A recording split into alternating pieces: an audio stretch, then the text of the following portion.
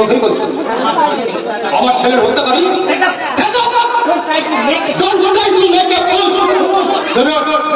24 ঘন্টার মধ্যে আমার ছেলের পরীকে ধরতে না পারলে আমি আপনাকে সুন্দরবন অঞ্চলে বদলি করে দেবো। কথাটা যেন মনে রাখবেন। অহংকার না দেখে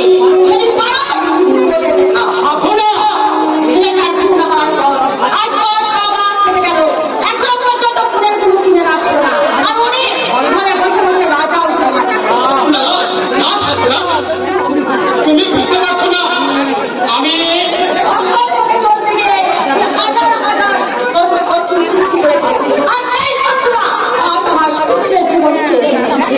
তোমার ভুল ধারণা থাকো না। জন্ম মৃত্যু বিয়ে বিধাতা নিয়ে নইলে বলা নেই বলা নেই ওরকম একটা দুরক্ষণা মেয়েকে বিয়ে করে সূর্য এবাড়িতে নিয়ে আসবে কেন? তার মানে তুমি বুঝবে কথাকে বড় কথা ছিল প্রমাণ করতে চাও তোমার কাজের মধ্যে অন্যায় বা পাপ নেই।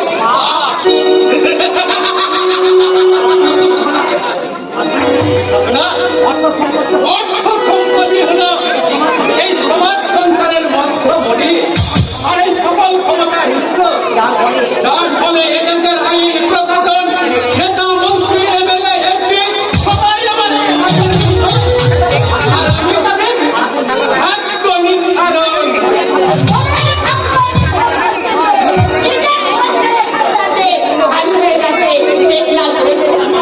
তার মানে তোমার কাছে আজ সূর্য গেছে আজ চন্দ্র যাবে তবে কি করবে ধন সম্পদ নিয়ে মনে রেখো পুত্র কন্যা বিবি এই সংসারের সমানের মা।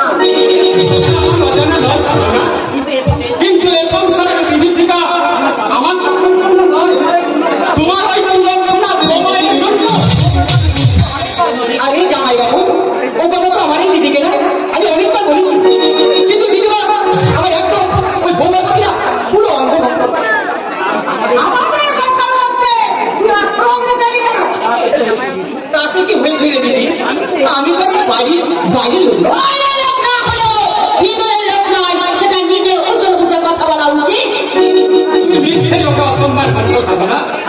হাজার হোক তোমারই ভাই। আমার কাছে ভয় আছে নিজের সংসারটা আগে তাই এই সংসারে মঙ্গল অমঙ্গলের চিন্তা আমি আমি করিনি দিদি তাই সন্তুষ্টি অকালে চলে যাওয়ার পর আমি বন্ধু বান্ধব আর মত নিয়ে এই বাগান বাড়িতে পড়েছি তাই তো মনের দুঃখে দিদি সেই এক ভক্তি মেয়েটা এই বাড়িতে কি হবে সে তো না বলে চলে মনে রাখেন এই সংসারে করতে চাচ্ছি দিদি না সাধুরা না ও চিন্তাটা আমাদের সকলেরই করা উচিত কারণ সমাজ একটা মেয়ে। ঠিক বলেছেন জামাই বাবু আরে সত্যি যখন আমাদের মারাই গেছে তখন ওই বিজ্ঞান বলছি মেয়েটাকে না আমাদের কিছু এ বাড়িতে দাঁড়াতে ভালো যায় না বলা তো চাই না ধরুন না কেন একটা প্যান্টালি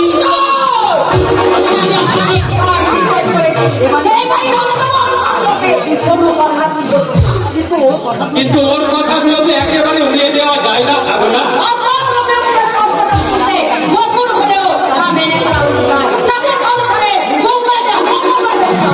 তার মানে দিদি তুই আমাকে একেবারে খারাপ না থাকলেও ভালো না তোমার কাছে মিথ্যার পেশাচি হলেও কিন্তু আমি ওর কথাগুলো একেবারে বেদশাস্ত্র বলে মেনে নিলাম। তাই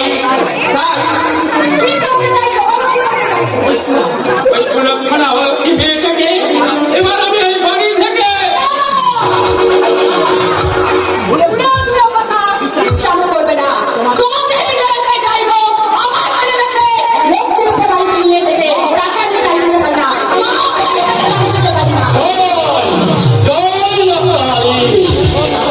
তাদের সংসার আনন্দে অমঙ্গল আরো পরিভূত হবে। এই সংসারের হতে উঠবে একটা অরণ্যের এই ঝড়ের তাণ্ডবে সংসার বৃক্ষ থেকে একটা করে শাখা প্রশাখা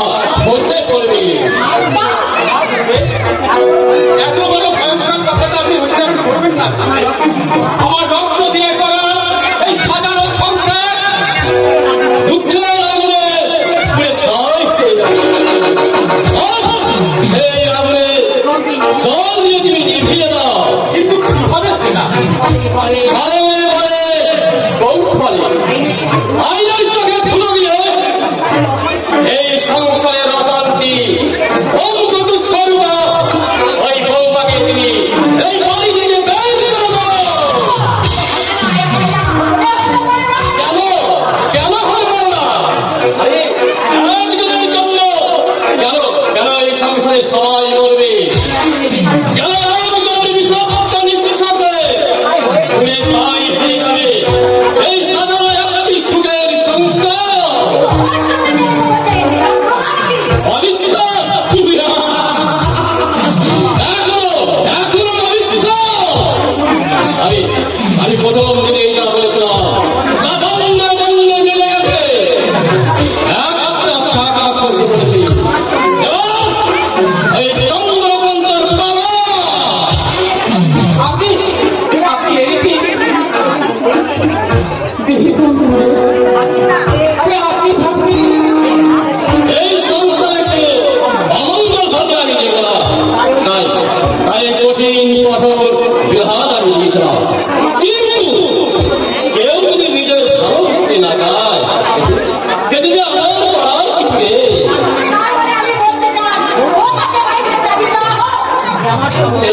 আমার জগৎকারী মায়ের ইচ্ছা আর তারই কঠিন ফলন আমার এই চোখে মুখে সর্বাঙ্গে, আর আমি তার ইচ্ছা পরিপূরণ করতে পারি।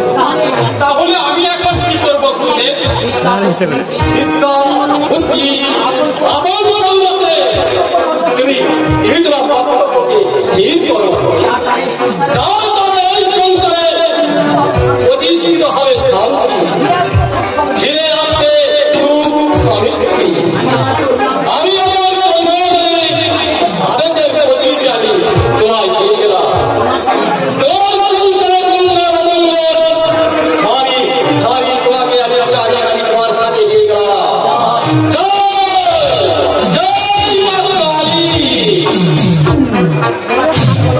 এবার বলো তুমি কি আমাদের করা উচিত?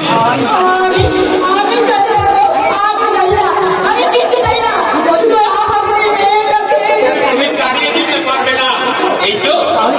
তাহলে তুমিও নিশ্চয় চাও এ সংসারে চির অশান্তি বিরাজ করুক।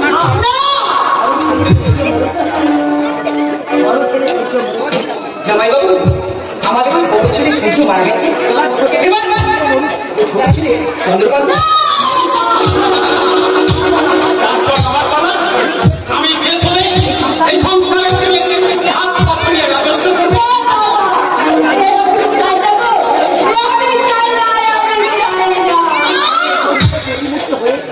মা কি হয়েছে? মা আপনার চিন্তা করে উঠলেন কেন? কি হয়েছে?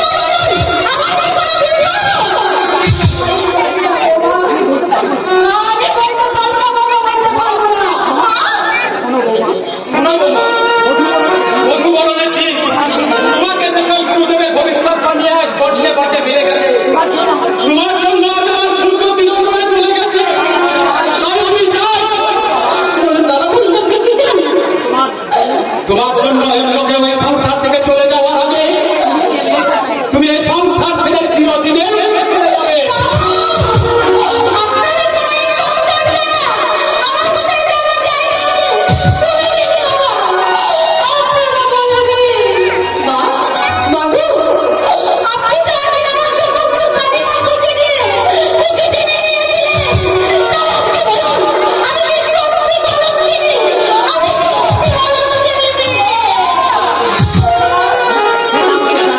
সেটা কিন্তু আমাদের জানা দরকার নেই। তোমার মতো বুড়াখানা আবেগের জন্য আমি যদি আপনার নিজের মেয়ে হতাম তাহলে কি আপনি পারতেন এই কুলক্ষণের বাড়ি থেকে তাড়িয়ে দিতে?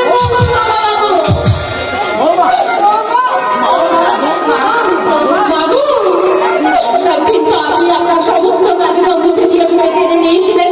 তাহলে এবার বলুন, সত্যি কি আমি অলৌকিক? সত্যি কি আমি কুলক্ষণা? সত্যি কি আমি লোকের কাছে লজ্জিত হয়ে যাব না? আর আপনি এইভাবে অলৌকিক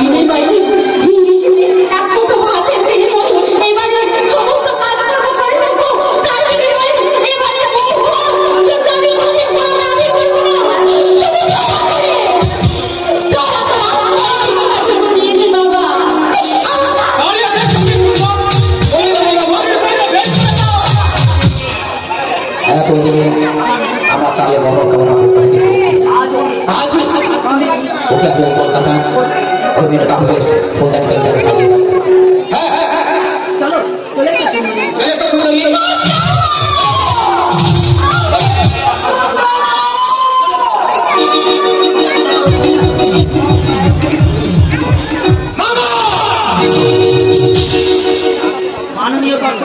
মাননীয় দর্শক মন্ডলী নিজ নিজ অধিকারে বাধা স্বাধীনতা আমাদের সকলের আছে, কিন্তু যখন আমাদের এই স্বাধীনতাকে স্বাধীনতা আমাদের এই শিক্ষিত যুব সমাজ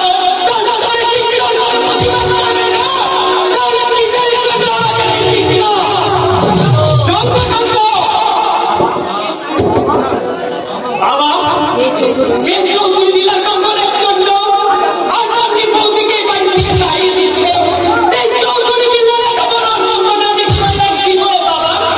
তার মানে কি বলতে চাও তুমি? আমি আর কি বলবো?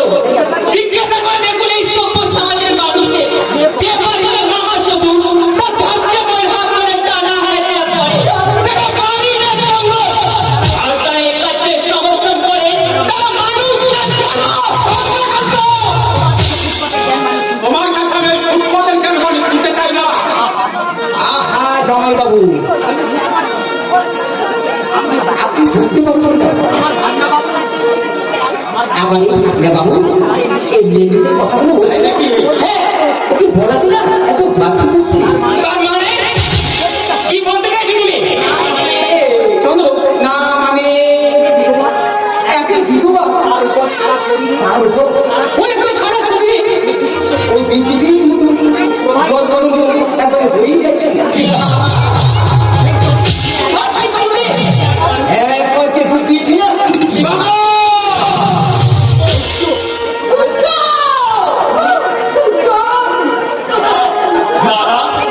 তুমি আবার তিনের নামে প্রত্যক্ষ করা অধিকার তোমায় কে দিয়েছে? তুমি কি হলো? সকালে আবার দিনে আবার রাখি আছে সকলে এলাকা পাথরে ভর্তি। আরে কি হয়েছে বলবে তো? দাদা মানে তুমি কোথায় ওখান থেকে? কেন আবার কথা অফিস থেকে?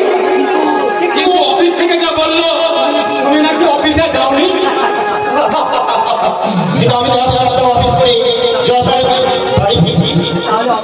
তাহলে অফিস থেকে ও কথা বললো কেন দাদা? কেউ হয়তো ওর সঙ্গে রহস্য করেছে। কিন্তু বাবু তোমার কি ডেট বলি না? আমরা বাবু বললাম আমার ডেড বাড়ি সেটা প্রকৃত আমার ডেড বাড়ি। আমি বলি দরকার বলে কোনো কার্য সিদ্ধি করার ব্যবস্থা বুঝলো?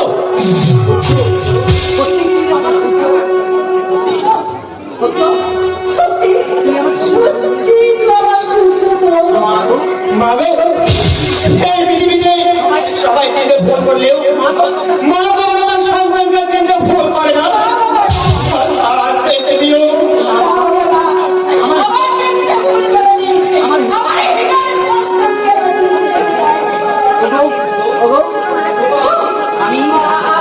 কিছু একটা ভুলের শিকার হয়েছে ঠিকই, কিন্তু তাই বলে এই ব্যক্তি আবার সামনে দাঁড়িয়ে থাকা কোনো উচিত হয়নি।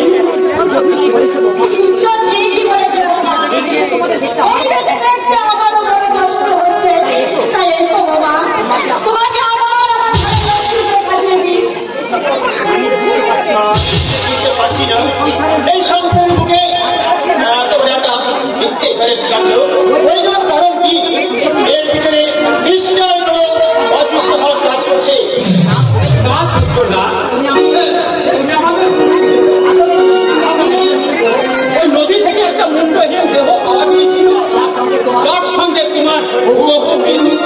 আর সেটাকে পুত্র ধরে দাও বলে এই সকলের ভালো পক্ষে বলতে একবার আমরা চেষ্টা করলে না অন্তত সকলে অংশগ্রহণ করতে। আমরা অনেক চেষ্টা করেছিলাম দাদা, কিন্তু ওই মৃতদের চেয়ে কোনো স্বর্ণাঙ্গী সত্যকে ফিরে পাইনি দাদা। যা ঘটে গেছে দাঁড়িয়ে বিতর্ক করে আর কোনো লাভ নেই। আজ তুমি ফিরে এসেছো, সেই সঙ্গে ফিরে এসেছে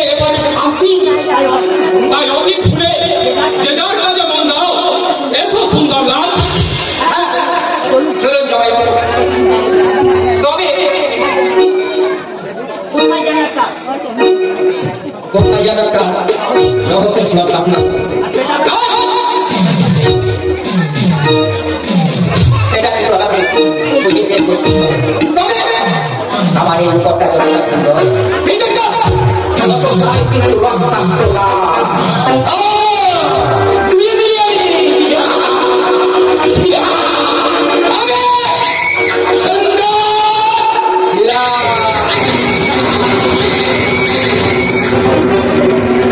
দাদা এই সাতদিনের ঘটনা যেন একটা হাসির কান্নায় বৃষ্টির শব্দের মতো লাগছিল দাদা।